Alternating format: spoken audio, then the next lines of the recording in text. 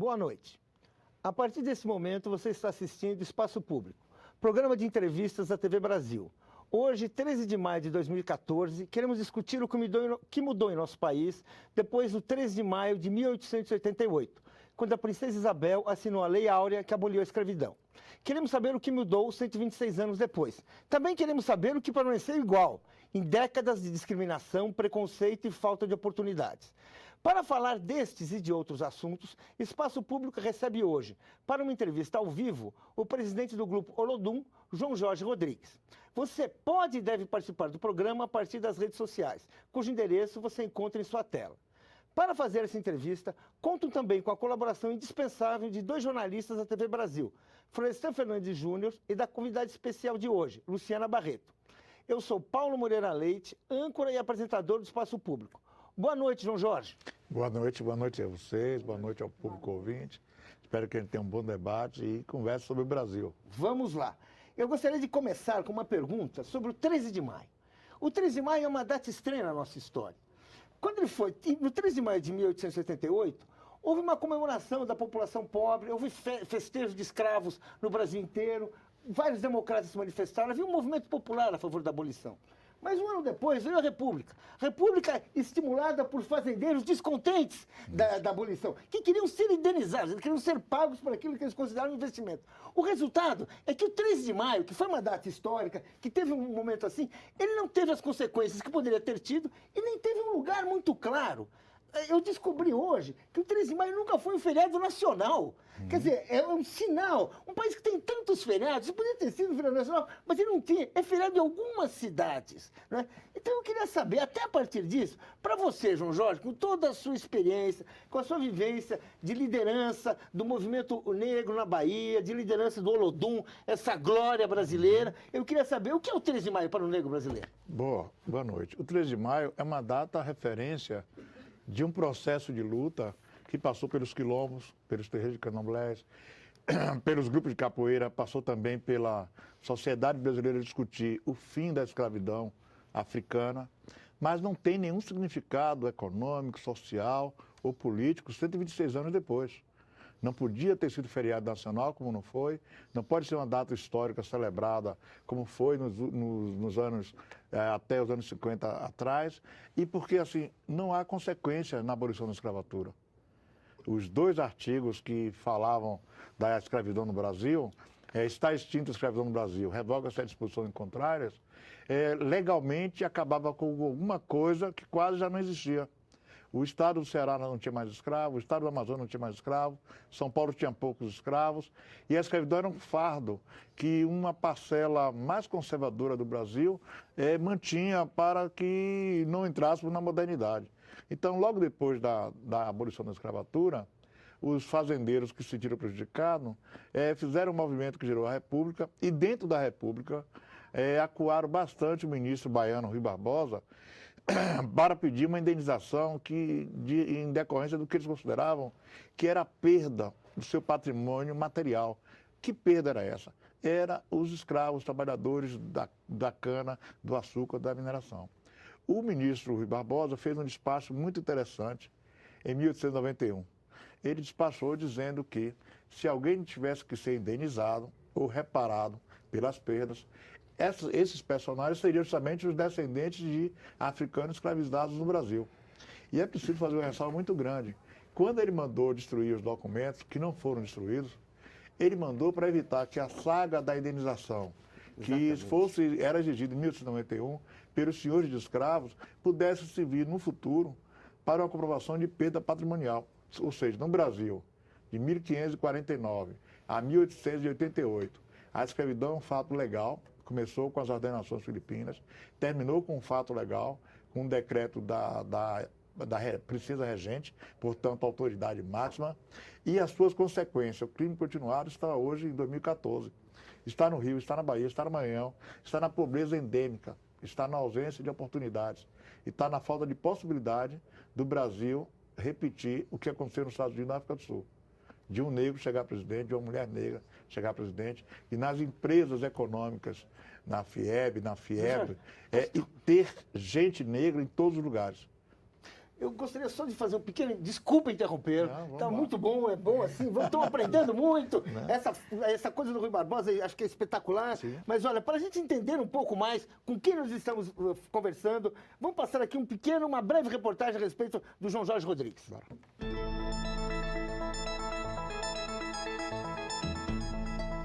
João Jorge é conhecido pela luta no movimento negro e por reivindicações de políticas públicas para os afrodescendentes. Baiano, nascido em Salvador, é mestre em Direito pela Universidade de Brasília e hoje faz parte do Conselho Curador da EBC, da qual a TV Brasil faz parte.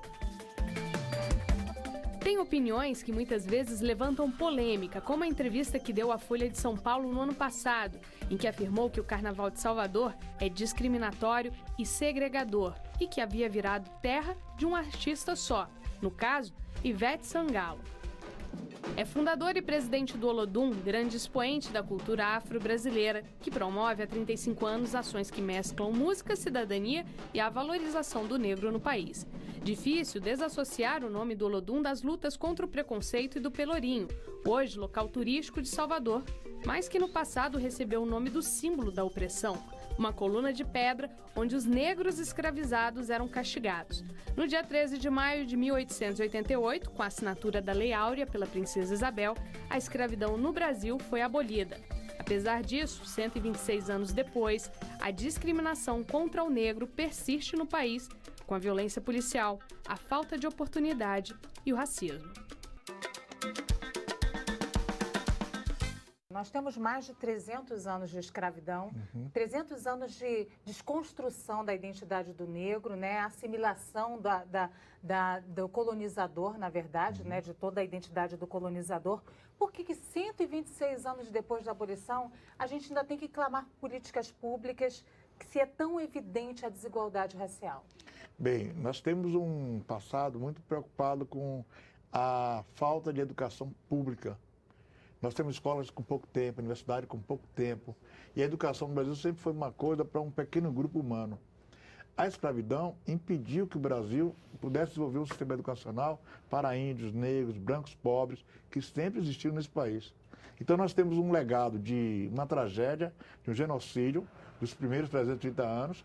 E quando isso é interrompido legalmente, não houve providências públicas para compensar, para reparar, para gerar oportunidades. Então, nesses 126 anos, veja, a primeira universidade brasileira é dos anos 20. A universidade no Brasil nunca foi uma coisa popular e em grande escala. A formação do brasileiro contra o racismo é recente e a briga pela cota mostrou isso. As cotas passou a ser um divisor de água. Quem é contra, quem é a favor. E ninguém falou da escravidão, do impacto que ela causa em todos nós. Ela escraviza o branco, escraviza o negro. Ela escravizava o senhor e o escravo. E mais do que isso, nós não somos descendentes de escravos. Nós somos descendentes de africanos, de diferentes culturas e civilizações africanas que viemos civilizar o Brasil. Se você vê nas Minas Gerais, na agricultura, na tecnologia humana, em todos os lugares que nossa gente esteve, nós demos ao Brasil desenvolvimento, progresso e riqueza. E não fomos compensados por isso. Agora, fomos jogados, por exemplo, após a escravidão, nós fomos jogados fora do mercado de trabalho, substituído por uma lei de 1850, que é a lei de terra, por imigrantes estrangeiros, que com 2 anos tornavam-se nacionais, que tinha financiamento do Banco do Brasil, tinha material, e nas regiões em que eles estavam, nos estados do Sul, não podia haver africanos. Então, na realidade, nós segregamos como a África do Sul, separamos como os Estados Unidos, mas jamais admitimos isso e escondemos isso sob a rubrica do homem cordial, que foi totalmente destruída nos últimos fatos relevantes da violência dentro do país. O brasileiro cordial, o homem cordial, a sociedade cordial, é somente um mito que foi reforçado por Gilberto Freire, por Dorival Caymmi, por os artistas dos anos 30, que emprestaram a imagem, inclusive a Bahia, de terra da felicidade. Mas nós não podemos pensar o seguinte: como é que nós vamos desenvolver essa diferença entre os 126 anos, que é menos do que os 330, se nós não educamos todos para viver uma sociedade igual? Fulano, você tem que fazer uma pergunta. Diga. Não, é o seguinte, eu percebo que no Brasil o holocausto do negro não é levado para as escolas e nem para o cinema e nem para a televisão. Ou seja, as pessoas não têm informação nenhuma do genocídio que foi feito nesse país durante o período da escravidão. E isso era muito importante, no meu ver, para que as novas gerações pudessem pensar essa questão de uma maneira diferente do que pensa hoje. Né? Eu não sei como é que você vê essa questão e por que ela não está dentro das salas de aula e nem no cinema como está na sociedade norte-americana. Só para dizer, já tem uma pessoa, Paulo Henrique Reis, que mandou pelo Twitter a mesma pergunta. Que a pergunta é, como incluir medidas nas escolas que valorizem a diferença cultural como algo positivo? Bem, nós já temos a Lei 10.639, de 2003, que era um passo no ensino médio, no ensino fundamental. Mas nós temos que entender isso da universidade, da pós-graduação, até mesmo o pós-doutorado. A Alemanha fala diariamente do como foi o Holocausto, em que 6 milhões de pessoas morreram durante a Segunda Guerra Mundial. É parte do dever da comunicação pública no Estado alemão. A Austrália pediu desculpa pública em 2006 pelo tratamento diferenciado que dava aos aborígenes, que durante 90 anos foram levados para ser deseducados da sua cultura e reeducados em outra cultura. No caso brasileiro, nós saímos da escravidão, entramos na República, tivemos a Guerra de Canudos, que é uma guerra do Exército Brasileiro contra setores dessa origem escravocrata. Depois nós tivemos o regime dos anos 30, tivemos no século passado várias ditaduras e a educação sempre foi um assunto secundário. Somente agora, nos últimos 50 anos, que a educação passou a ser a mola do desenvolvimento. Então nós precisamos dizer na comunicação pública, na publicidade, precisamos dizer na forma com que as empresas escolhem os empregados. As empresas não escolhem empregados por mesmo critério da escravidão. Cor, beleza, estética, tamanho, gordura, ou seja, um padrão separativo no Brasil que há de quem nascer diferente daquela fórmula que é a fórmula do sucesso. Então, isso significa que nós temos 5 títulos mundiais de futebol e nenhum prêmio Nobel. E mais do que isso, a riqueza do Brasil é a riqueza feita pelo fator humano. E nesse fator humano, os 101 milhões de brasileiros de origem africana são fundamentais para isso. Em todo lugar que nós estamos, o país se mostrou criativo, no carnaval, na música, no futebol, nos esportes e até mesmo na mentalidade. A mentalidade brasileira, que associa o pragmatismo e o improviso, ela é fundamental para os novos tempos, dos novos países emergentes. A nossa equipe entrevistou a Regina Echeverria, que é biógrafa de grandes artistas brasileiros e que está terminando uma biografia da Princesa Isabel. Ela que deve ser lançada em agosto. Vamos ouvir a pergunta de Regina Echeverria. João Jorge, eu queria te perguntar essa noite de 13 de maio, qual é efetivamente a bronca do movimento negro com a Princesa Isabel? Te pergunto porque os dados são sempre favoráveis a ela quando se tratava da questão da libertação dos escravos. Desde quando ela libertou os escravos, no dia do casamento dela, aos 18 anos, os escravos que ela tinha, os escravos do palácio, até chegar em 84 e nós termos no Brasil 1.400.000 escravos. E em 88, quando ela assinou a lei, temos somente 700 mil. Bem, o movimento negro não tem nenhuma bronca com a Princesa Isabel, pelo contrário. Ela faz parte de um momento que o abolicionismo tornou-se impossível de ser detido. O que nós temos bronca é com o sistema escravocrata. Como ele durou tanto, como ele adiou através da lei do ventre livre, a lei de terra, como ele adiou através da lei de proibição do tráfico de escravos, e ela continuou existindo. Um sistema é um sistema, não é pessoas. O fato da filha do imperador, no ano de 1888, libertar 800 mil escravos, numa população já de quase 5 milhões de descendentes de africanos, não quer dizer que há ali somente um gesto de bondade. O que nós discordamos é da áurea que se foi colocada como se fosse uma coisa santa, como se fosse algo deificado, como se fosse um benefício indevido. É preciso lembrar que os heróis dessa aventura, eles são, na realidade, personalidades negras mestiças. Zumbi dos Palmares, de 1695, em Alagoas, na Serra da Barriga, João de Deus, Lucas Dantas, Manuel Faustino e Luiz Gonzaga, da Revolta dos Búzios, de 1791, na Bahia, e todos os personagens que fugiram das senzalas, fugiram das casas, se embriaram nos quilombos, e que dentro das cidades fizeram como o advogado Luiz Gama, ou como Antônio Rebouça, ou como o Teodoro Sampaio, que foram negros importantes do Império, por serem homens livres, mas que sabiam que o Império tinha que acabar por causa da escravidão. O Império e a escravidão andou junto. Então não podemos dizer que há uma bronca com a Princesa Isabel, é uma bronca contra o sistema do Brasil colonial. Primeiro colônia, depois Império e República, e que não atende e não atendeu os desejos da população. Não se trata de dizer que é contra o presidente tal, ou o governador tal, o prefeito tal. Fala-se de um sistema extremamente perverso, cruel, escondido numa ideologia de assimilação e que não permitia que o indivíduo que estava ali escravizado ou que é oprimido lute ou se liberte. Qual é a maior crítica ao movimento negro e a nós? Que nós falamos de algo que o Brasil não tem. Falamos que o Brasil tem racismo. Então, não podem falar disso, só tem na África dos Estados Unidos. E o Brasil tem racismo. Hoje, não precisa perguntar a ninguém, de dentro ou de fora. Temos o mesmo racismo da Europa, da África, da Ásia e dos Estados Unidos. Racismo é uma doença e é um fenômeno mundial. João, por que esse tema racismo desperta tanta paixão e por que aqui a gente tem tanta negativa de discutir esse tema? Porque no nosso caso, nós fomos um país que mais se beneficiou do tráfico de africanos. Em outros países, isso não é tão importante economicamente, socialmente, ou da passagem de uma situação social para outra. Vou dar um exemplo. Isso não é importante na Venezuela. Isso não é importante, por exemplo, na França moderna. Mas é relevante no Brasil. Por quê? Porque nós pegamos 11 milhões de pessoas na África e trouxemos para o Brasil. Então, quando você vai à Inglaterra, vai a Liverpool, tem lá o Museu do Tráfico de Escravos, de todos os grandes traficantes do mundo. Eram 8 homens em todo esse período. 2 são da Bahia, 2 são brasileiros.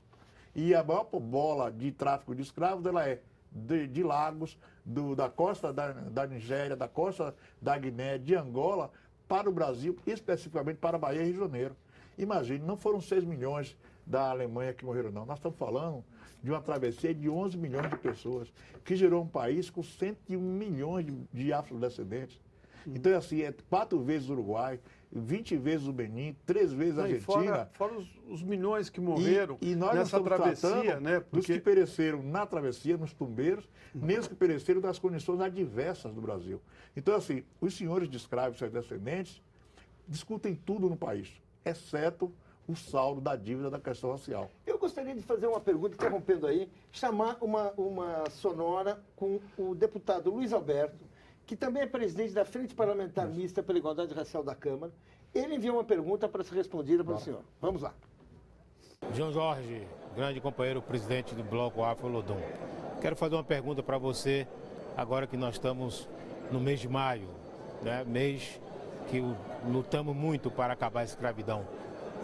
O que é que você acha dos avanços das políticas públicas de inclusão racial no Brasil? Bem, elas são fundamentais para a democracia.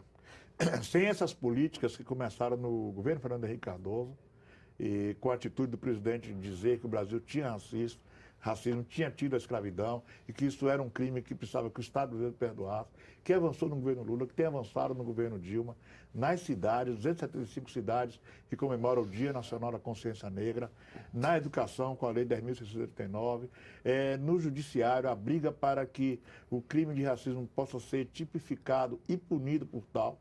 São avanços importantes que a minha geração agradece ao Brasil ficar mais moderno com isso. O Brasil não pode ser mais moderno nas máquinas, na tecnologia, no fato de querer ser uma potência mundial. Precisa ser moderno para dentro, para a população brasileira, para aqueles que precisam viver num país com mais riqueza. Então, nesses últimos 20 anos, as políticas públicas de ação afirmativa, de inclusão, na comunicação social, no caso da criação do sistema de TV pública, está ajudando a lutar contra a intolerância religiosa, pela promoção da mulher negra, contra o extermínio da juventude negra e, principalmente, no empoderamento dos brasileiros que não são os beneficiários do regime escravocrata. Há uma coisa que é preciso levar em conta. Quando você tem um sistema como esse, algumas pessoas ganham terra, ganham empresas, máquinas e, ao mesmo tempo, vivem melhor. Quando esse sistema acaba, as pessoas lutam para manter seus privilégios. Isso aconteceu na África do Sul pós-apartheid. Acontece nos Estados Unidos de hoje.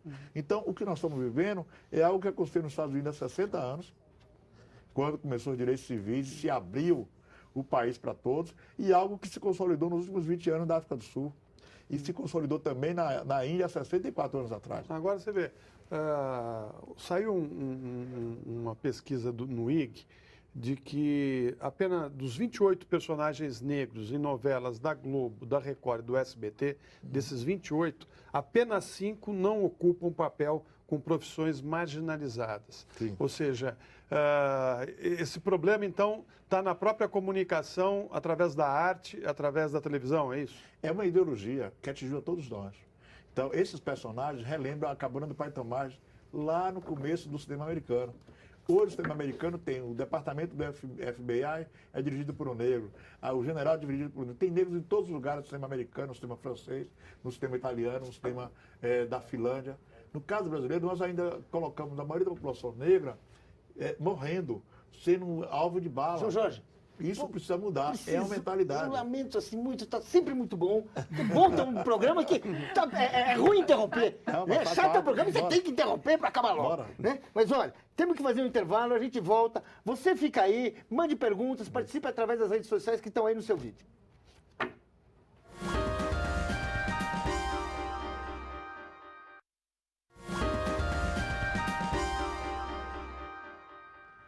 Estamos aqui de volta com o Espaço Público, ouvindo o professor João Jorge Rodrigues, presidente do Olodum. Um leitor mandou via Twitter, Emilson Nunes da Costa, ele pergunta: João Jorge, o senhor concorda que nesse período de Copa do Mundo fica reforçado o estereótipo de que o negro se limita a ser bom em atividades como a do futebol? Pelo contrário, a grande discussão que nós estamos tendo hoje é que o futebol é uma forma de ascensão do brasileiro comum. A seleção brasileira, os times de futebol hoje, tem gente de todo tipo, saindo dos campos de futebol de salão, da várzea, e é por isso até que ela é eficiente, porque ela tem ali brasileiro de todo tipo, desde aqueles que tiveram boa qualidade de vida, até aqueles que não têm. O que há hoje é que, como o futebol é um esporte da maioria negra, há uma pressão muito grande para que não se faça a Copa do Mundo, que é um esporte de grande maioria do povo brasileiro. Isso aconteceu também na África do Sul. Há 2 esportes básicos na África do Sul, o rugby e o futebol. O rugby foi feito uma Copa do Mundo por inspiração de Nelson Mandela, que gerou o filme Invictus, o livro Invictus. Ele tentou unir o país em torno de um futebol que não era da maioria da população. E logo depois teve uma Copa do Mundo com um esporte que é da maioria negra. No Brasil, o futebol é sempre um esporte da maioria negra mestiça.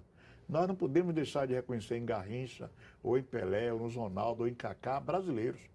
E brasileiros eficazes, eficientes. E isso tem a ver com o fato do Brasil se integrar. O negro brasileiro, o descendente africano aqui, não quer ser só futebol, música e pagode. Nós somos mais do que isso. Nós podemos estar em todas as áreas da atividade humana. Olha, nos últimos dias, o Brasil tem feito essa discussão do futebol a partir do episódio com o Daniel Alves e outros insultos racistas aqui. Nós fizemos um VT a respeito. Eu gostaria que ele te mostrasse esse VT para prosseguir esse debate que vai longe. Sim. Uma banana jogada em campo reacendeu a polêmica do racismo no futebol. A cena, com o jogador brasileiro Daniel Alves, do Barcelona, que reagiu comendo a fruta, mostrou que pretos e pardos no esporte ainda são discriminados.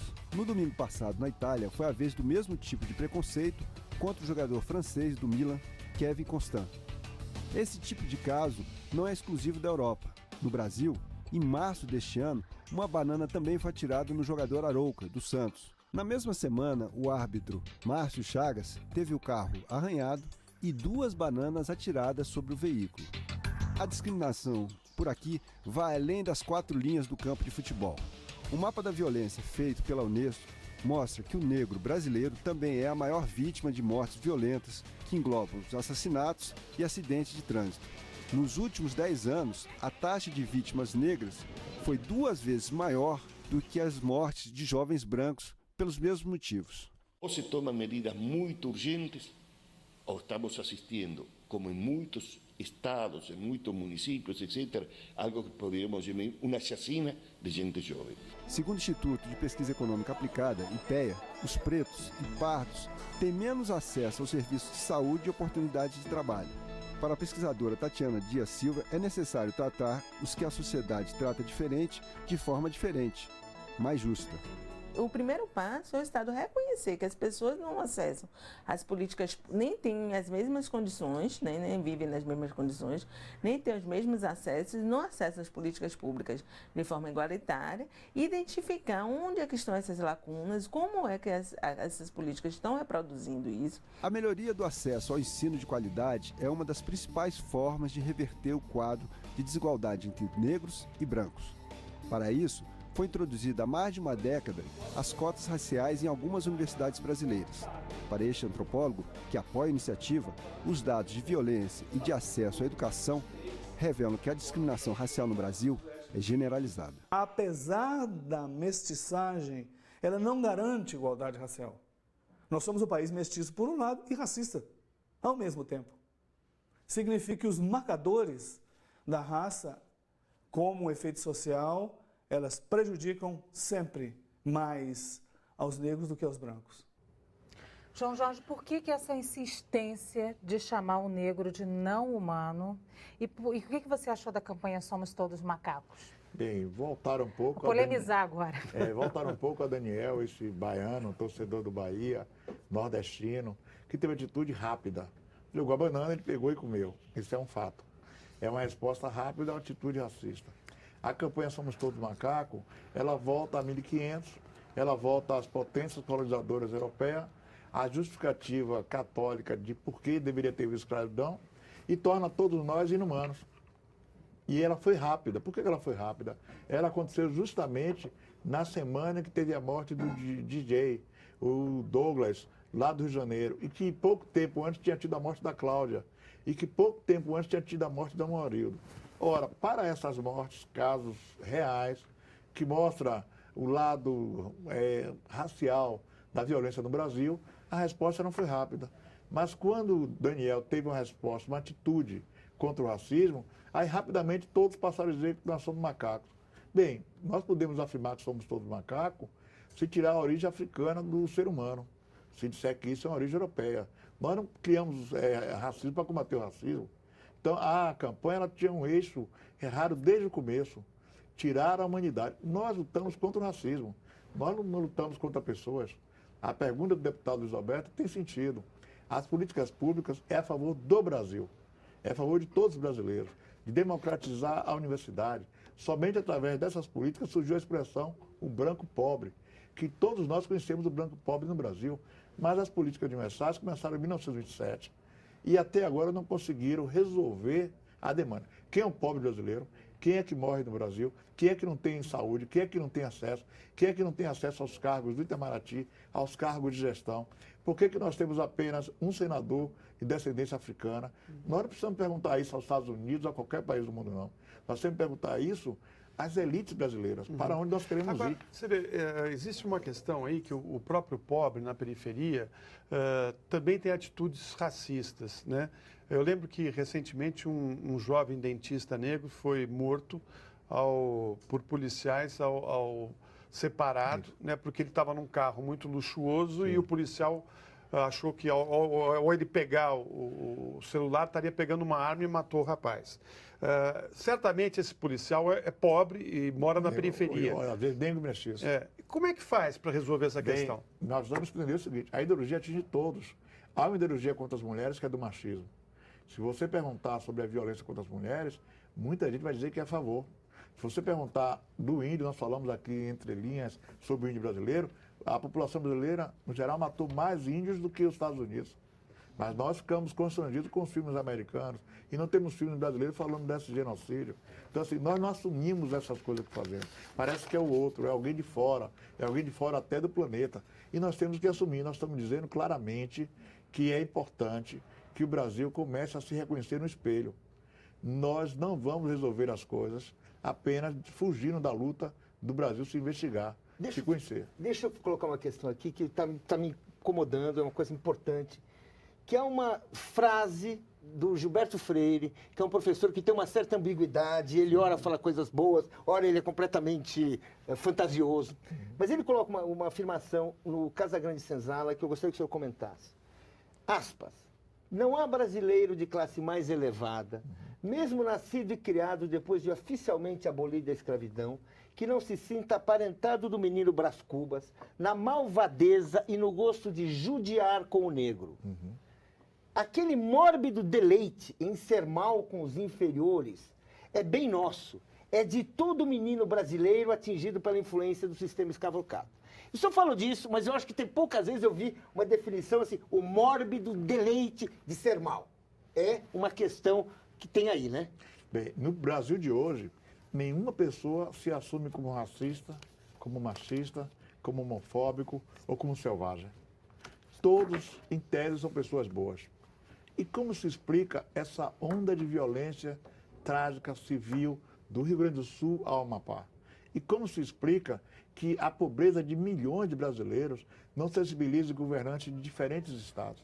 E como se explica que qualquer atitude que beneficie esses mais pobres seja vista com ódio, com raiva? O professor José Jorge fala de uma coisa simples: é um país mestiço, tá bom. Então, por que qualquer política que beneficie esses possa ser tratada com ódio? O deputado Roberto pergunta como avançou essas políticas. Avançou em 20 anos, mas ainda é insuficiente, porque muita gente ainda vive na pobreza absoluta. E nós estamos falando o seguinte: entre mestiços, entre brancos pobres, há uma vida em comum. A polícia sai do bairro, sai da sociedade. E da maioria das vezes, como é o caso da Bahia, a ação afirmativa lá foi eficaz. A maioria dos policiais e até dos comandantes são negros. Mas isso não impede de dizer que é uma violência policial ali, porque é algo ideológico. Atinge a cabeça da mulher, do homossexual que está no poder, atinge a cabeça do negro e atinge também aqueles que formam os educadores, os comunicadores sociais. Quando se fala em judiar, a expressão de Gilberto Freire aí, está dizendo que os judeus fizeram algo com Jesus Cristo. É uma expressão preconceituosa, exacerbada, e que nós, às vezes, usamos no dia a dia. O racismo, o preconceito se reforça, não porque alguém diz, não quero que você entre aqui, João Jorge ou Luciana, porque vocês são negros. Está naquela coisa invisível. Por isso, quando eu dei entrevista ao New York Times, há 21 anos atrás, eu falei do apartheid invisível. Quase que ninguém detecta isso. Apenas os estrangeiros. O presidente da África do Sul, Mbeki, quando esteve na Bahia, me disse: isso aqui é pior do que lá. Ou os afro-americanos. Nós tivemos um grupo, Januário Garcia, Benedito da Silva, com o presidente Barack Obama, nos anos 90. Ele era o segundo homem depois de Jesse Jackson. Nós não imaginávamos que aquele homem seria senador e presidente. E quantos brasileiros, parecidos com ele, podem ser deputados, senadores e presidentes? Na lógica que estamos aqui hoje, somente os netos podem ser presidentes. Nós estamos em campanha que há netos sendo presidente. Isso significa que nós voltamos às capitanias hereditárias. O Brasil sempre praticou políticas públicas de ação afirmativa. As capitanias hereditárias, a lei do boi, as bolsas de estudo do imperador para artistas irem para a Europa, as bolsas de estudo para o Itamaraty, a forma de seleção de alunos para o Itamaraty, que privilegia falar 5 idiomas, em que apenas os filhos de diplomata passam. Ou seja, quase que não há diplomatas brasileiros do Piauí, do Tocantins. Porque sempre fizeram ação afirmativa para eles mesmos. Sempre faz para um pequeno grupo. E mais, está se reclamando muito dos investimentos da Copa agora. O Estado brasileiro financiou o café, a cana-de-açúcar, a indústria petroquímica, a indústria cerveja, a indústria automóvel, financia investimento como Fórmula 1, financia investimento como a Fórmula Stock Car, financia investimento religioso. O Estado brasileiro, desde 1500, se acostumou a dar dinheiro para alguém ser empreendedor. Os únicos empreendedores nesse país que não têm essa benesses são os empreendedores afro-brasileiros. Aí tem o Afro-Reg, tem a Escola de Samba, tem o Olodum, tem o Ilê, tem os terreiros de Candomblé, que não receberam do Estado o primeiro incentivo para fazer o capital para ser capitalista. Eu gostaria, posso interromper? Desculpa. Assim, vamos ouvir uma pergunta enviada por uma das mais renomadas intérpretes da nossa música, Leci Brandão. João Jorge, companheiro, você entende que o Olodum ele tem um papel importante na questão da luta contra o racismo no Brasil? Como é que você está vendo essa questão? Porque a violência racial ela hoje está até, inclusive, nos campos de futebol. Bem, nós temos um papel fundamental. Somos a única organização afro-brasileira conhecida em 37 países e que participou nos 5 continentes de atividades de paz, em que pese temos tido 5 pessoas baleadas pela violência dentro do estado da Bahia. Nós tivemos um dos nossos diretores, Eusébio Cardoso, baleado em 1990, e depois até 94, quando Joselito Alves Barbosa foi morto de joelho por um policial militar. O crime dele era ter sido do Olodum, era ser do Olodum, estar na aventura Olodum. Ainda assim, a nossa ideia é da não violência de Gandhi, de Mahatma Gandhi, de Martin Luther King e de Mandela. O Olodum tem um papel na questão racial porque fala contra o racismo, mas é também uma alternativa que se multiplicou por todos os grupos do país que seguem essa máxima do Olodum, o Afro-Reg, o Quilombo em Sergipe, o Meninos do Morumbi, os grupos que estão no Maranhão, que adotaram essa ideia de que a comunidade é a força. A comunidade sendo a força, você empodera as pessoas, dá a elas oportunidade para além da música, e com isso as pessoas formam núcleos mais duros de combate à violência, porque há duas violências. Há uma violência do Estado, através do seu aparato, através das armas e tudo, e há uma violência civil, que é quando você dá uma facada, dá um tiro, dá um tapa, mata no trânsito, quando você se embriaga e mata pessoas. Essa violência civil também precisa passar por uma nova educação. O papel do Olodum, agora com 35 anos, neste momento, começamos já uma campanha de paz completa, profunda. Não estamos falando de vestir roupa branca quando alguém no Leblon ou na Garibaldi de Salvador é assassinado, não. Estamos falando de qualquer morte, nos incomoda, não deve existir. E mais, os finais de semana nas grandes cidades precisam ser de paz. Não pode mais ter 22, 23, 24, 5 corpos tirados no chão. Na sua maioria de jovens de 18 a 25 anos, na sua maioria de negros, mestiços e brancos pobres. Eu gostaria de fazer uma pergunta, que na verdade eu gostaria de chamar um novo vídeo do professor da UFRJ, Joel Rufino. Ele tem uma questão a respeito de cotas. Tá. Que é um assunto que sempre é importante aqui. Vamos ouvir a pergunta dele. Meu querido João Jorge, eu queria saber de você que ajustes são necessários à lei de cotas, na verdade, as leis de cotas que têm sido promulgadas nos últimos anos. Elas não são perfeitas, você deve convir. Então, que ajustes seriam necessários, na sua opinião? Bem, os ajustes são de aperfeiçoá-las. Quando elas começaram nos anos 2000, elas visavam uma categoria, o acesso à universidade. Agora elas já precisam garantir a permanência da universidade através de bolsas, acesso à internet, a computadores, a transporte, a preparação para o trabalho e uma etapa importante, o acompanhamento na pós-graduação, quando você se forma e vai trabalhar. Quantos conseguem emprego? Quantos têm qualificação no emprego? Qual é o nível do emprego que esse aluno cotista está tendo? Então, assim, é um sistema que em 50 anos nós iremos aperfeiçoar para ele deixar de existir. Nesse momento, que tem uma década apenas, é muito pouco. E o que nós temos que ver é impedir a fraude. Segundo, impedir que aqueles que não necessitam obtenham essa vantagem, que é uma vantagem momentânea apenas para equilibrar a desigualdade e, em especial, evitar a rubrica de que o aluno tal é cotista e, portanto, é profissional diferente. Eu fui aluno na UNB, no mestrado, e me formei lá, graduando na dissertação sobre ação afirmativa no ensino superior, e acho que nós temos um longo caminho a percorrer. Primeiro, a gente tem que reforçar o ensino básico de qualidade, o ensino público de qualidade, com professores bem pagos, com material, com escolas bacanas, nos bairros populares. Segundo, nós temos que evitar essa coisa do tecnicismo. Todos têm que ser de escola técnica porque isso é bacana. Se fosse assim, não precisava mais de universidades. Então, nós precisamos combinar a universidade, escola técnica, ensino público de qualidade e, ao mesmo tempo, aperfeiçoar a possibilidade de que mais pessoas entrem pelas cotas sociais ou pelas cotas raciais. A UNB já deu um passo importante nesse sentido, ampliando para 5% as cotas raciais, mas, ao mesmo tempo, mantendo o sistema por mais um tempo. Porque 10 anos depois já fizemos a avaliação, a própria universidade fez a avaliação, ainda precisa continuar. Quando você tem um passado como o nosso, de tal impacto entre a população do país, você não pode pensar que em um ano, 2, você acaba com aquilo.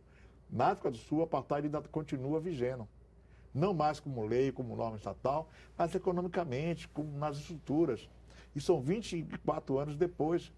Nos Estados Unidos, as políticas para a pobreza ainda encontram adversários ferrenhos, que é os liberais, que é aqueles que acham que cada um deve competir com as suas condições. Agora, você amarra uma pessoa, prende em correntes durante 20 anos e depois sai correndo. A pessoa não consegue nem andar. E no caso do afro-brasileiro, do descendente de africano, essas políticas, professor Joel Rufino, meu companheiro Joel Rufino, elas precisam ser otimizadas pela nova geração que está saindo da universidade. E mais do que isso, pelos beneficiários. Precisa se apresentar, olha, eu fui parte dessa política e quero ajudar. Eu quero participar para que isso fique melhor. Não é a política contra o Brasil, é uma política a favor do Brasil.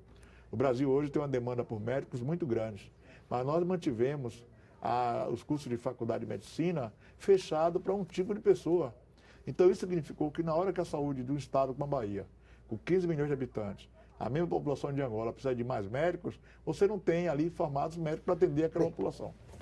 Agora vamos fazer um breve intervalo. Estamos aprendendo muito, estamos todos com questões na ponta da língua, né? Aqui também temos o pessoal das redes sociais está comparecendo muito bem. Vamos fazer um breve intervalo e continue participando desse programa através das redes sociais. Voltamos em instantes com a nossa entrevista com o presidente do Olodum, João Jorge.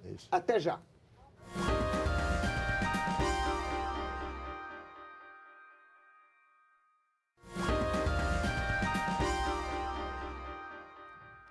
Estamos de volta com o programa Espaço Público, que hoje entrevista o presidente do Olodum, João Jorge.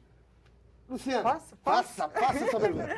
João, o racismo, ele imprime marcas negativas, ele fere a alma profundamente. Uma criança negra hoje no Brasil ainda sofre muito na construção da identidade dela, e todos nós sofremos na construção da nossa identidade.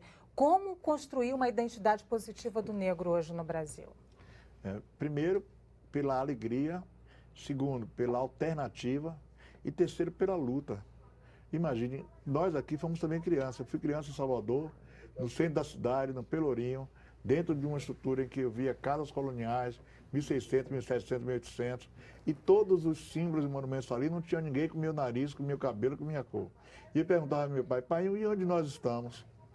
Então, meu pai dava uma educação a todos nós antirracista, de autoestima, de orgulho. E havia uma escola pública diferenciada antes do regime militar. Não que ela fosse excelente, mas ela, pelo menos, ela preparava todos, quase todos, de uma forma mais igualitária.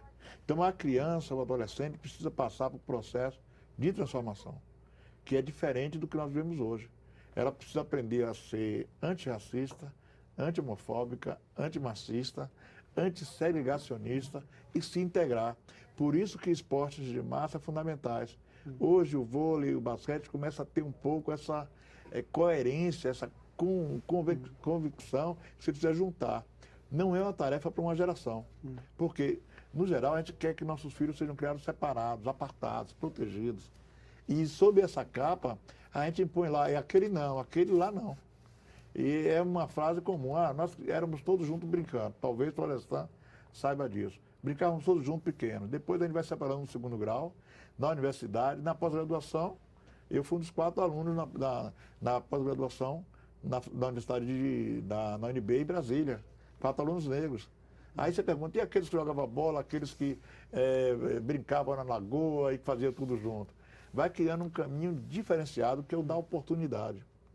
Quando a gente fala do racismo, nós não estamos dizendo que queremos ser sério, nervoso, arrogante, nada disso.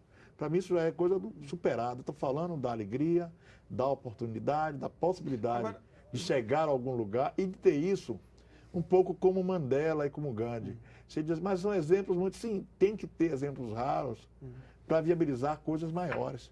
Alguém magoado, alguém ressentido, mesmo que tenha passado por tantas dores, não é capaz de fazer a travessia. Lutar contra o racismo é fazer a travessia. Mandela ficou preso 28 anos. Deveria morrer na cadeia. E saiu, você vê que não havia um ressentimento. Gandhi, que foi preso várias vezes, ajudou a fazer a independência da Índia com um sorriso e com alegria.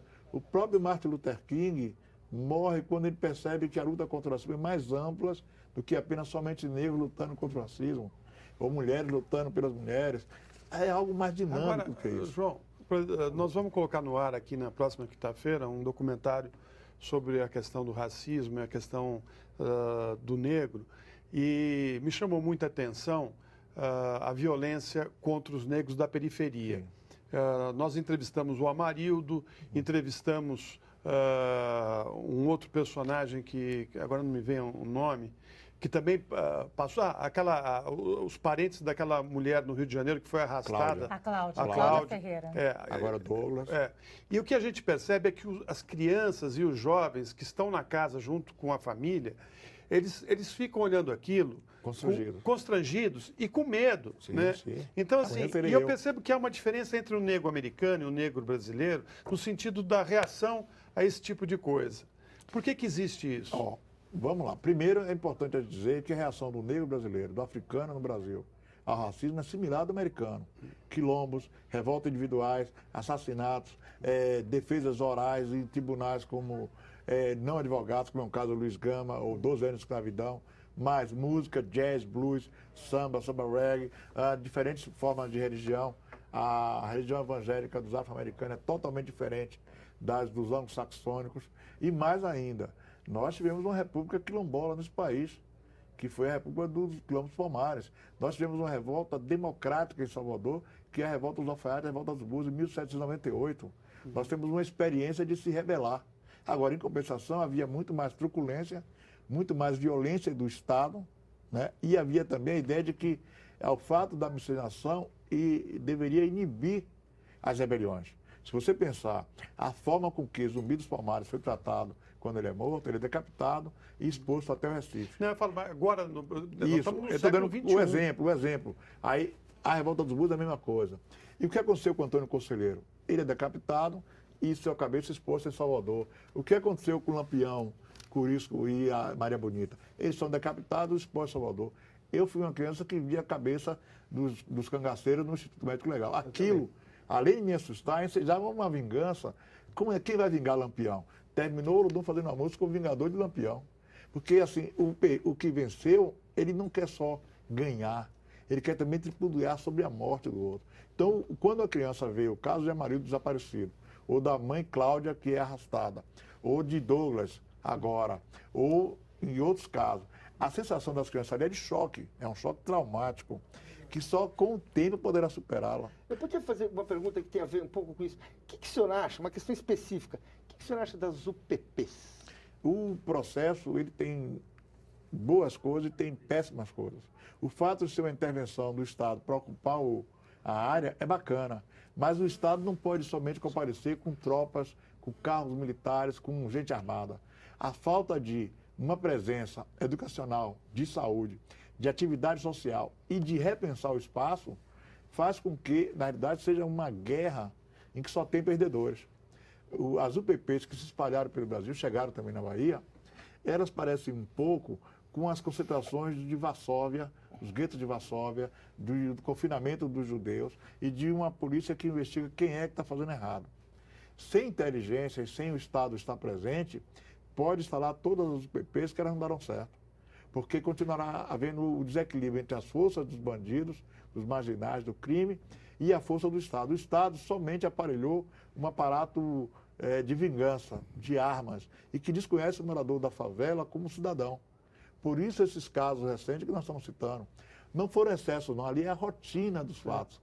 Esses apenas transbordaram para um lado maior. O Douglas, um artista, Cláudia, visto publicamente, e Amarildo, o corpo não vai aparecer. Então, assim, a nossa polícia precisa ser integrada à sociedade. Ela não pode ser só um aparato militar. Ela tem que estar combinada com os cartórios, com atendimento de documentos, com atendimento da área de lazer, tem que ter espaços de lazer. Nós tínhamos as quadras públicas, que era o barro, onde a gente jogava bola. As quadras públicas desapareceram. E quando desapareceram, entre jogar bola e estar no crime, é mais fácil estar no crime. E o Estado não percebe isso. Então o Estado vai para reprimir também a bola, vai para reprimir também empinar a raia. Ou seja, coisas que não diz a ver com a tecnologia, mas que são importantes para a cidadania. Nós precisamos fazer isso. Só uma pausa, vamos rodar um VT rápido sobre o Olodum, que até agora não apareceu. Eita. O Olodum surgiu em 1979, no movimento em que vários blocos de carnaval foram criados pela população negra, já que até então a maioria era para pessoas brancas. De lá para cá, o projeto se tornou um marco na luta contra o preconceito e também de valorização da música, da alegria e da resistência dos afrodescendentes brasileiros. Os tambores do Olodum conquistaram o mundo e grandes artistas, como Paul Simon, que em 1990 gravou com um grupo uma música e um videoclipe no Pelourinho. 6 anos mais tarde, outro artista foi contagiado pela alegria e ritmo do Olodum, Michael Jackson, que gravou o clipe They Don't Care About Us com 30 músicos do grupo.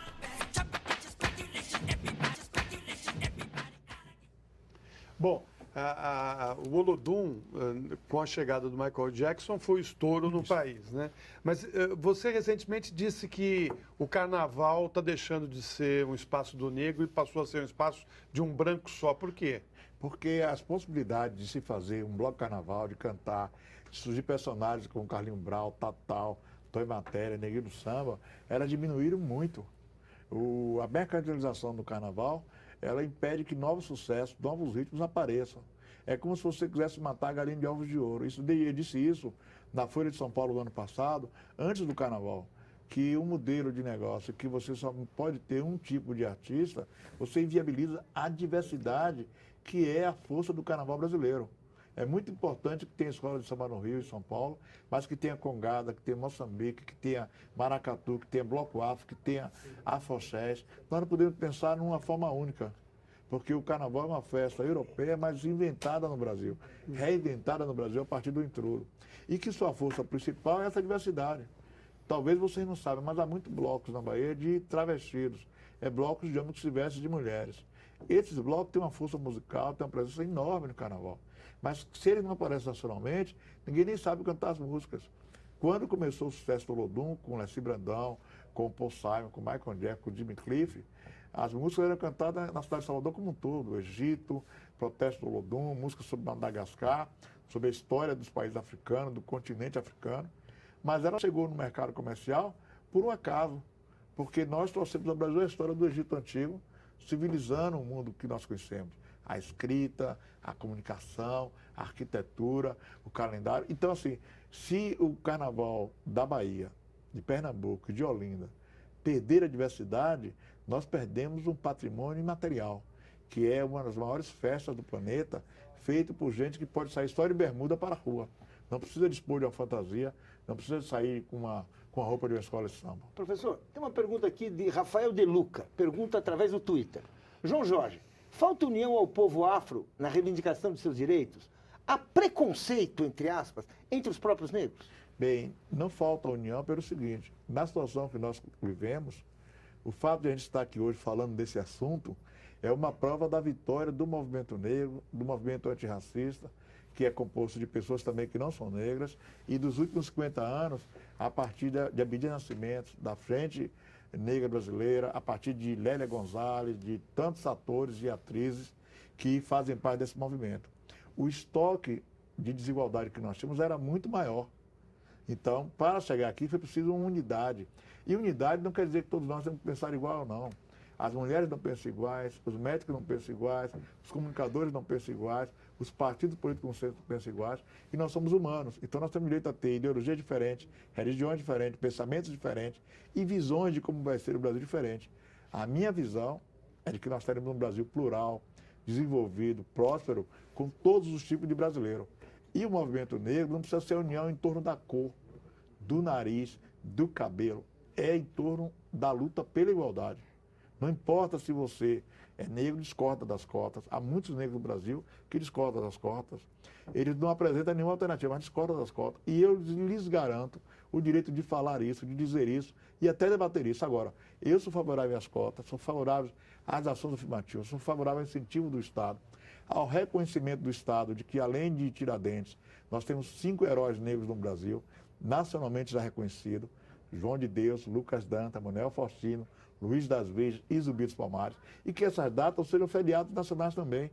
Neste ano da Copa, nós teremos mais de 12 feriados, que não são feriados nem santos, nem importantes no Brasil. Então, um país que pode ter 12 feriados, pode também ter feriados para Zumbi dos Palmares e para Heróis da Revolta do Búzios. Então, não tem que ter unidade pela cor, pelo cabelo ou pela origem africana, não. Tem que ter unidade para a igualdade.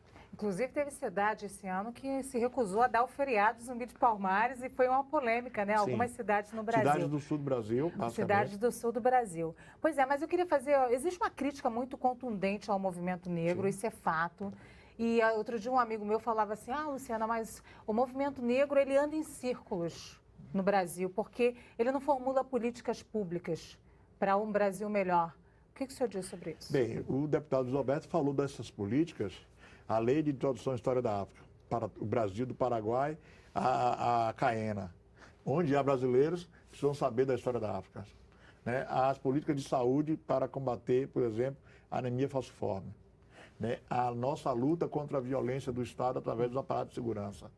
Né? A luta para que a moradia no Brasil possa ganhar um aspecto popular. Nós estamos formulando para o Brasil moderno e não para o Brasil do passado. Eu, quando vim para cá, eu pensei que vou falar da abolição, falar da Princesa Isabel, falar da escravidão, é terrível. Porque, na verdade, eu quero falar do Brasil de hoje, 126 anos depois, do dia seguinte e dos próximos 300 anos, como eu brinquei aqui.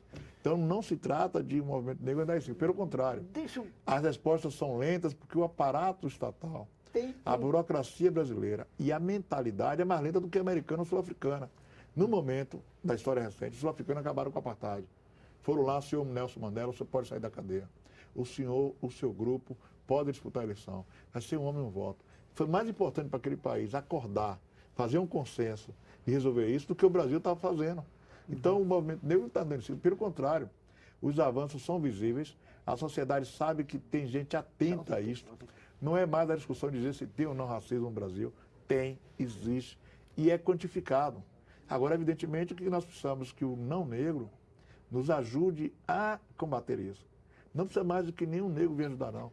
Precisa que quem não é atingido nos ajude a melhorar isso. Deixa eu interromper um pouquinho. Temos o Alexandre Reis, da Fundação Palmares, tem uma pergunta que vem muito a calhar nessa conversa. Vamos passar esse VT. Alexandre Reis. João Jorge, para tratar do combate ao racismo no país, é preciso discutir a nossa participação, a participação da população negra nos espaços centrais de decisão. Qual a sua opinião sobre a estrutura política do Brasil e como devemos mudar esta realidade? Bem, o sistema brasileiro hoje representativo é proporcional. O poder está concentrado em vereadores, deputados estaduais, deputados federais e senadores. Os governadores, os prefeitos e presidentes de república precisam negociar com o parlamento, que é um sistema misto, e isso não permite que a população negra mais despossuída chegue nas câmaras de vereadores, chegue nas assembleias, chegue na Câmara e no Senado para ter uma representação proporcional à sua quantidade na população. E um outro fato importante, Alexandre, nosso companheiro do PCdoB da Bahia, que está na Palmares. Depois da abolição da escravatura, as várias eleições que nós tivemos não permitiu ao analfabeto voltar. Num país que não tinha escola, a grande massa da população negra, ela tem sido analfabeta até agora. Somente na Constituição de 1988 que nós conseguimos colocar lá o direito do voto ao analfabeto.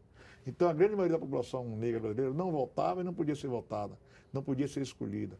E nós estamos nesse processo, eleger vereadores, eleger deputados, eleger senadores, eleger governadores, eleger prefeitos.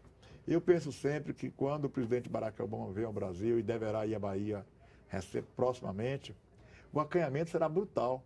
Como um país de 101 milhões de pessoas não tem dos 27 estados nenhum governador negro, não tem nenhum capital negro. Quando os Estados Unidos tem muito mais do que isso. O presidente da África do Sul, o MB, falou comigo pessoalmente em Ondina. É desconcertante, é muito feio ver isso.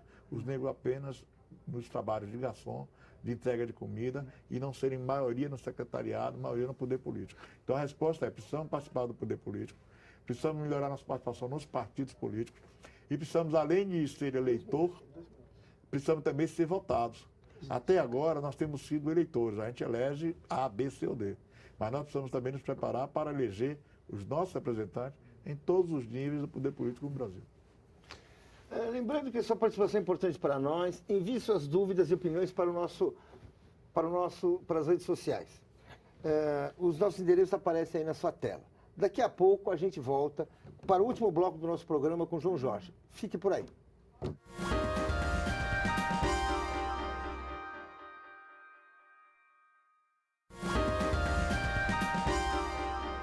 Estamos de volta com o programa Espaço Público, que hoje entrevista o professor João Jorge.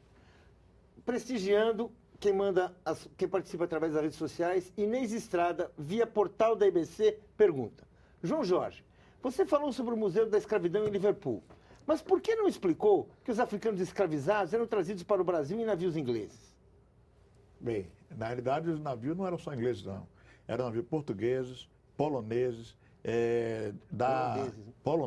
portugueses, franceses. A cidade de Nantes, na França, é uma cidade que traficou muita gente. a navios americanos também no primeiro momento. Somente da metade do século XIX para cá, que os Estados Unidos passou a perseguir os navios tombeiros, que gerou o caso do navio Amistade. E, por ironia, um baiano chamado Xaxá de Souza, morador no Benin, tinha 86 navios fazendo tráfico de escravos no mundo. Esse tráfico de escravos era, digamos, da cidade de Uidá, da cidade de Lagos para a cidade de Salvador, que virou um grande entreposto de trocas.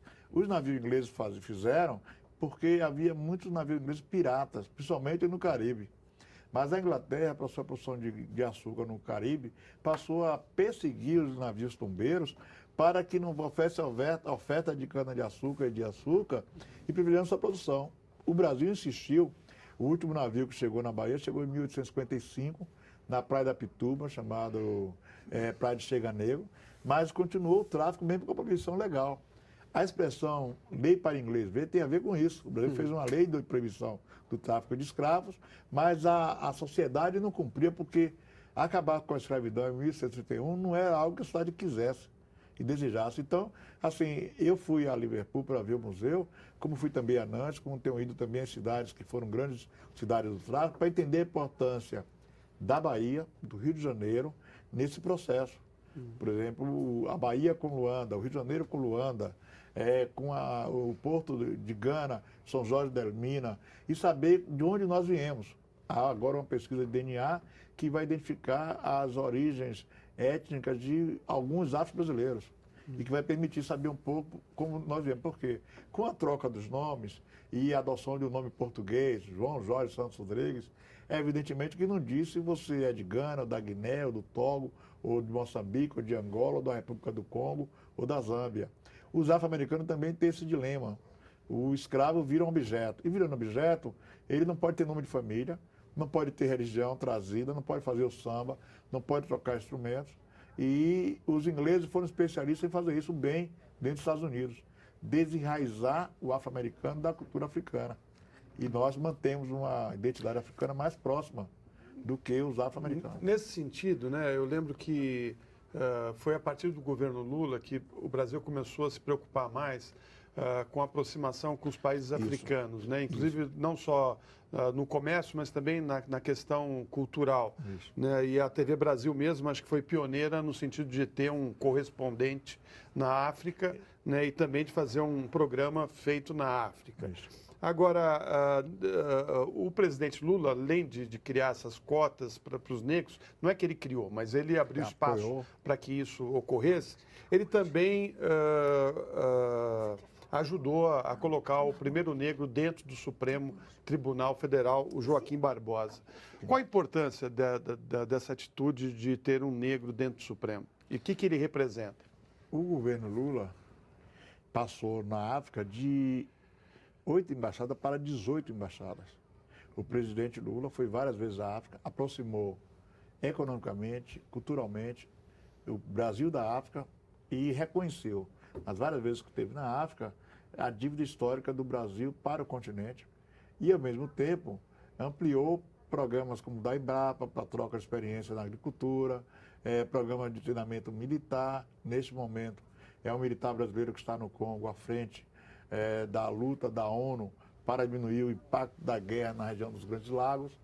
E, do ponto de vista das políticas de cotas, a pressão do movimento negro fez com que o partido do presidente Lula, o PT, reconhecesse que era importante avançar mais nas lutas de inclusão. O presidente Fernando Henrique já tinha feito isso quando criou o GTI, o Grupo de Trabalho Interministerial, em 1996, participou de um debate sobre multiculturalismo na UNB, com pesquisadores de todo o mundo, e foi o primeiro presidente a falar de que a escravidão tinha sido um dano irreversível para o Brasil. O presidente Lula, ele teve no seu governo o dado interessante de poder indicar vários ministros do Supremo Tribunal Federal. Entre eles, o ministro Joaquim Barbosa, que é um especialista em direito, reconhecido nacionalmente e internacionalmente, e que terminou por se transformar em presidente do Supremo e terminou por operar e tratar do julgamento do Mensalão agora com uma enorme polêmica, e ainda continua com uma polêmica. A Suprema Corte americana foi decisiva para extinguir o racismo legal nos Estados Unidos. a partir dos anos 50 Você acha e 60. que o ministro está preocupado com essa questão? E a partir dos anos 50 e 60, a Suprema Corte americana tomou decisões tais como pode ter acesso na universidade por questão de raça, pode ter essa pontuação. E nós esperávamos que a Suprema Corte brasileira também tivesse esse perfil. Como ela não tinha negros, havia um medo de que, não tendo nenhum negro, pudesse ser diferente. O ministro Joaquim Barbosa, além de ser um especialista em direito e um emérito professor, tem dado um trato com muitas polêmicas às coisas do Supremo Tribunal Federal. Eu espero que quando ele sair da presidência agora, talvez haja um outro tipo de avaliação da permanência dele. Como está muito ligado com o assunto polêmico, isso não quer dizer que se é bom ou ruim. O geral, a população brasileira identifica ele como uma figura positiva, proativa do sistema jurídico brasileiro.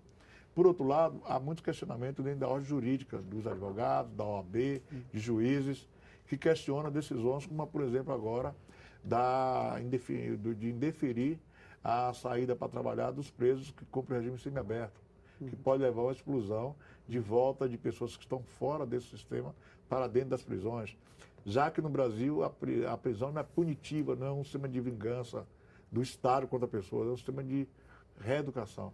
A importância de um ministro negro como Joaquim Barbosa, ela é boa para a educação da população como um todo, os negros e os não negros. Ela pode ser ruim se, atuando nesse campo, ele não prestar um serviço que mostre que é possível estar lá, se for aquém, abaixo daquilo que se espera. Eu gostaria de aproveitar este momento aqui para chamar a um vídeo de uma das maiores atrizes brasileiras, Ruth de Souza, que para conseguir destaque na profissão, ela passou por muitos percalços. Vamos passar o VT e a Ruth é homenageada do Espaço Público de hoje. Ruth de Souza nasceu no Rio de Janeiro em 1928. Com 17 anos, iniciou sua carreira artística no Teatro Experimental do Negro, uma iniciativa do diretor Abdias do Nascimento, que abriu espaço para a valorização do negro na dramaturgia brasileira. Em 8 de maio de 1945, na mesma noite em que o mundo festejava o fim da Segunda Grande Guerra, Ruth estreou no Teatro Municipal, na primeira apresentação com elenco composto por atores negros.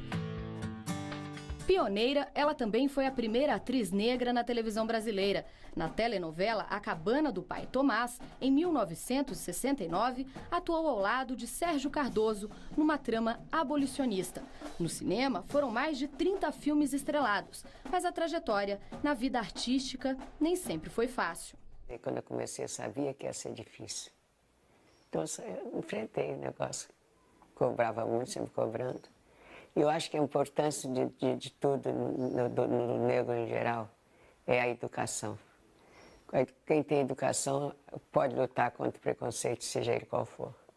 Por seus inúmeros trabalhos no cinema, teatro e TV, Ruth de Souza vem sendo agraciada com diversos prêmios e homenagens, um reconhecimento ao seu talento e dedicação à dramaturgia. Com Léa Garcia, Ruth de Souza ganhou o Kikito de Melhor Atriz no Festival de Cinema de Gramado por sua atuação em Filhas do Vento, filme dirigido por Joel Zito de Araújo. Politizada e defensora da causa negra, Ruth costuma dizer que não levanta bandeiras, apenas deixa que seu trabalho fale por ela. A atriz, que afirma sempre procurar passar uma imagem positiva da mulher negra em suas atuações, lamenta que a participação de atores negros no cinema e na televisão continue limitada a papéis de pouca expressão. Eu sei que a limitação dos meus papéis, limitação da história, são atores brancos que só escrevem sobre o mundo deles, né? Então o negro está sempre em segundo plano, como é na vida também. Linda, maravilhosa. Hoje é aniversário da Ruth de Souza, ela está fazendo 93 anos. Parabéns para você, Ruth. Eu tive a oportunidade de entrevistar a Ruth de Souza há pouco tempo. E ela tem uma personalidade muito forte, né? Uma mulher de personalidade muito forte. Foi também a primeira mulher negra a pisar no Teatro Municipal do Rio de Janeiro, né? No palco. E ela me dizia assim, você tem que erguer a cabeça e tem que ir em frente. É isso que precisa fazer. E muita gente tem complexo de inferioridade. Isso é uma crítica comum ao negro no Brasil. Existe esse complexo de inferioridade do negro, João Jorge? Nós temos dois complexos na sociedade brasileira, de superioridade e de inferioridade. Eles estão atrelados, acorrentados. A população negra brasileira, a população de descendentes de africanos, teve 400 anos para ser tratada como animal, como inferior, sem cultura, sem ter criado nada. É um estoque, fica no armazém, no almoxarifado. Não é fácil esperar isso. Mas são pessoas como a nossa atriz Ruth de Souza, Lélia Gonzalez, Abdias Nascimento, o grande ator Mário João na Bahia, que me dizia, João Jorge, a cabeça erguida, no mesmo nível de todos, fala direta e olhar nos olhos. Essas atitudes estavam em Mandela, estavam em todos os grandes líderes mundiais, homens e mulheres. A Prêmio Nobel da Paz esteve conosco agora também. Ou seja, não há atitude inferiorizada, não. É que o racismo faz isso. Ele traz para as pessoas uma posição de que você se considera inferior. E lutar contra isso não é uma tarefa fácil. Veja, nós temos no Conselho Curador da TV Brasil a mulher Maria da Penha, que foi uma vítima do machismo, da violência no Brasil. Não é fácil para ela conviver com isso. Ela foi à luta e conseguiu criar uma lei que os juízes de várias instâncias do Brasil dizem que não querem aplicar, que é contra o homem. O homem pode bater, pode espancar, pode ferrar. Quando vai na delegacia, o delegado é o primeiro a liberar o homem. Então, assim, não é que a mulher seja inferiorizada ou seja inferiorizada. Está lutando contra algo maior. A população negra não pode, não deve se sentir inferiorizada. O programa do Olodum de identidade, de cultura, de autoestima, vocês viram aqui crianças, adolescentes, para isso, para empoderar, para estar num espaço em que você pode ser alguma coisa. Não pode ter baixa estima quando você descende de um continente como o continente africano. Não pode ter superioridade quando também você descende do continente africano. O complexo de superioridade de europeus, americanos, contra os outros povos, ele é irreal, ele não bate, não tem nada que diga que é isso. Pelo contrário, no esporte, na ciência, na tecnologia, aliás, tem gente de todos os lados. Né, que você acabou esquecendo de falar o nome dele, que é um grande o grande geógrafo intelectual brasileiro, intelectual, transitou entre França, Tanzânia e vários países do mundo, falando disso, da globalização do poder local. Então, assim, a ideia de que eu tenho que ser inferior, para mim não bate, eu não sou inferior. Nós, do Movimento Negro Nacional, nos destacamos por não sermos inferior, enfrentamos uma sociedade extremamente dura. E hoje é fácil estar aqui falando para vocês, para os senhores e para as senhoras. Mas imagine isso nos anos 70, em plena ditadura, nós dizendo Movimento Negro contra a discriminação racial, MMNU, CDR, ou dizendo tem apartheid no Brasil, tem violência contra ele. Cadê os dados? Cadê os indicadores? As perguntas eram feitas a nós quando deveriam ser feitas à sociedade. É o caso de patrocínio.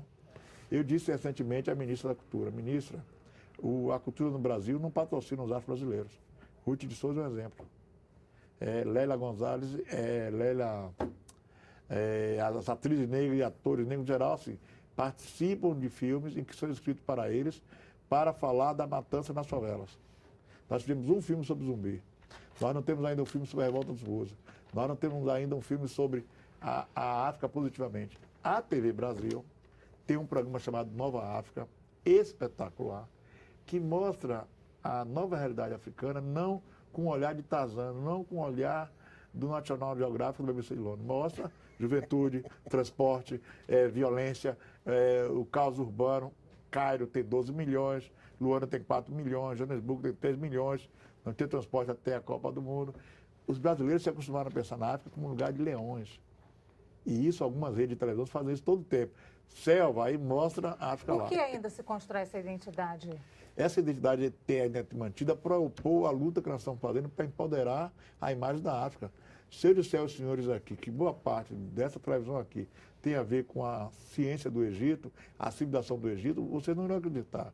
Nós teremos que ter outro programa para falar de tecnologia, a tecnologia na África, o começo da humanidade e o que nós aproveitamos hoje das coisas lá de trás. Professor, eu queria fazer uma pergunta aqui do Rafael De Luca, via Twitter, que pergunta, e é uma questão que é interessante.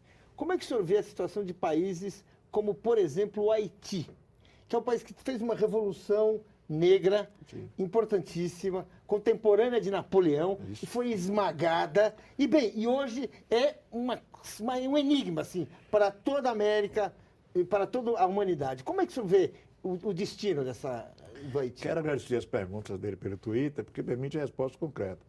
O Haiti fez uma revolução democrática baseada nos ideais da Revolução Francesa, como seria a Revolução Baiana dos Alfaiates. Bandeira com as cores da França, pensamento de igualdade, liberdade e fraternidade, do liberté, igualité e fraternité da Revolução Francesa. Mas logo depois foi combatido pelos americanos e pelos franceses para ser recolonizado. No fundo, o Haiti foi tão perseguido pelas potências mundiais, porque era um escândalo em 1802, um país da América Caribenha, de maioria negra, ficar independente e proclamar-se república, quando a maioria ainda era colonizada. Então, esse país foi perseguido, foi oprimido economicamente, sofreu um boicote econômico, e a sua derrocada econômica tem a ver também com fatores naturais, os terremotos, cataclisma, duas ditaduras perversas de Baby Doc e Papa Doc, ou seja, o pai e o filho. E hoje o Brasil tem uma presença nesse país, levou lá a seleção brasileira de futebol, tem uma presença do Exército Brasileiro lá, porque, na realidade, o país mais afinado para tratar das questões do Haiti, ou do Congo, ou do Sudão, ou dos países africanos, é o Brasil. O Brasil está tratando bem os haitianos que estão chegando Olha, aqui? o Brasil não está tratando bem, porque o Brasil não trata bem os angolanos, não trata bem os coreanos, não trata bem os bolivianos. Nós somos um país de imigração, com bastante força imigratória, mas nós desprezamos os imigrantes. A gente, na Bahia, costuma chamar todo libanês de turco. Está na obra do Jorge Amado. E os libaneses ficavam fulo da vida, porque, na realidade, eles diziam, nós somos libaneses, ou sírios. Ao mesmo tempo que a gente tem o melhor hospital do país sírio-libanês, a gente trata os libaneses e sírios como árabes, como turcos, bolivianos, equatorianos, e os africanos que vieram da Nigéria, de Angola, sempre são presos relacionados com drogas. Né? Então, assim, nós que somos um país de imigrantes, no geral, nós somos um país de imigrantes, como os Estados Unidos é, nós temos uma política muito discriminatória para latino-americanos e para africanos. E voltando ao Haiti, eu quero dizer que a situação do Haiti é parecida com a da Nigéria nesse momento.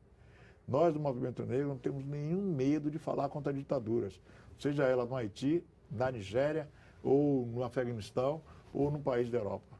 O fato de ter governos ditatoriais, ou ter grupos que fazem revolução, falam revolução e fazem o que fizeram com as meninas da Nigéria, para nós é abominável.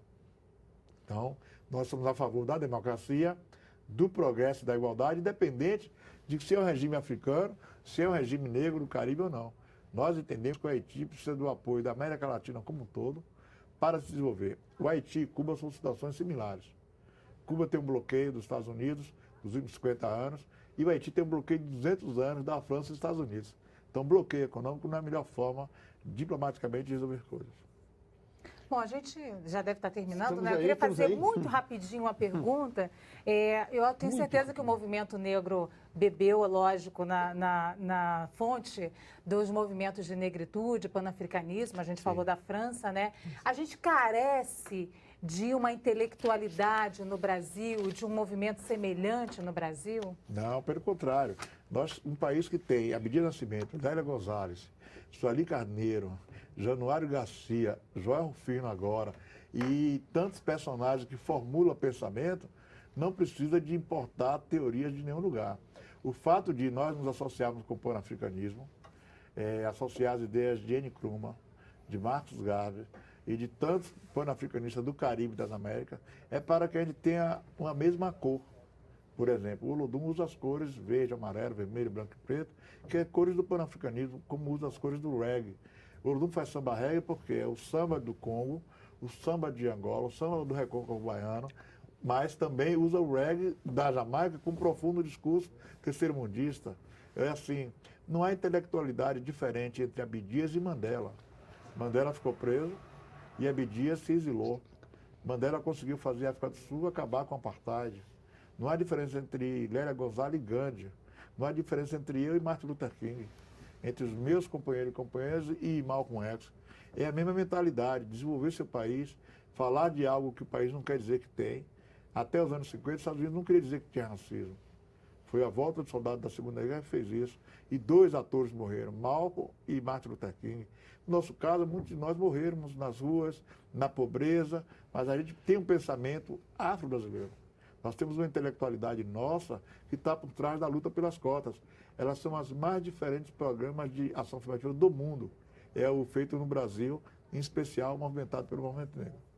Bem, Olha, tivemos uma aula de 80 minutos que podia durar 160 minutos. Ah, não fala que não acabou. dá para continuar. Infelizmente, televisão, somos escravos do horário. Né? Precisamos de uma lei áurea para esta noite, pelo menos.